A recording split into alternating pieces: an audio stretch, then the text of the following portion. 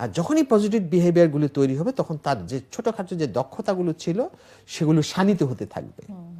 আমরা বলি কম্পিটেন্স, একটা হচ্ছে পারফরমেন্স আর একটা হচ্ছে কম্পিটেন্স। কম্পিটেন্স আমার কিছু নলেজ অভিজ্ঞতা আমার ভিতরে ঢুকবে, আর পারফরমেন্স হচ্ছে সেই অভিজ্ঞতা আমি প্রকাশ করব। এখন আমি যে কথা বলছি এখানে আমার একটা পারফরমেন্স আছে।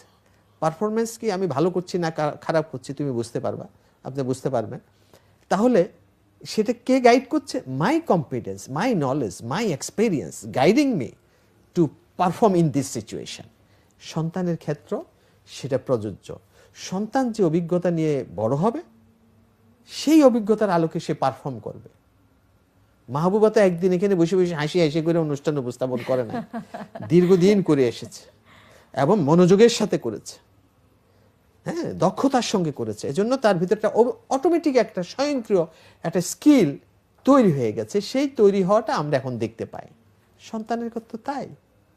আমার সন্তানকে আমার কম্পিটেন্স লেভেলটা বাড়ানোর জন্য যদি সে কোনো ভুল করে খেয়াল করতে হবে, যদি তার কোনো ঘাটতি থাকে সে যদি নিজে আবিষ্কার করতে পারে, দ্যাট ইজ ভেরি ইম্পর্টেন্ট, যে এটা আমার ঘাটতি, এটা আমার ভুল, তাহলে শুদ্ধ হওয়ার পথে সে মনস্তাত্ত্বিকভাবে অনেক দূরে এগিয়ে যেতে পারে।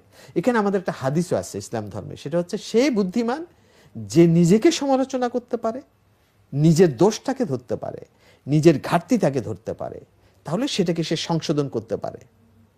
হ্যাঁ, তাহলে এটা খুবই গুরুত্বপূর্ণ। বাচ্চা ভেতরে এমন বৈশিষ্ট্য রোপণ করতে হবে যেন বাচ্চা বুঝতে পারে এটা আমার দোষ, এটা আমার ঘাটতি, এবং সেটাকে সংশোধন করে নেওয়ার মানসিকতাও তার মধ্যে যেন হ্যাঁ সে অটোমেটিক্যালি হবে। না না তুমি এটা ভুল করেছো, এটা এরকম করো, এটা জাজমেন্টাল, ভুল করেছে বলা লাগবে না। আচ্ছা এটা কি এরকম করলে কেমন হতো? হ্যাঁ মা এটা এরকম করলে ভালো হতো, মানে আনসারটা আপনি তার ভিতর থেকে আনলেন, কনফিডেন্স লেভেল আসবে। এটা পরিচর্যার বিষয়।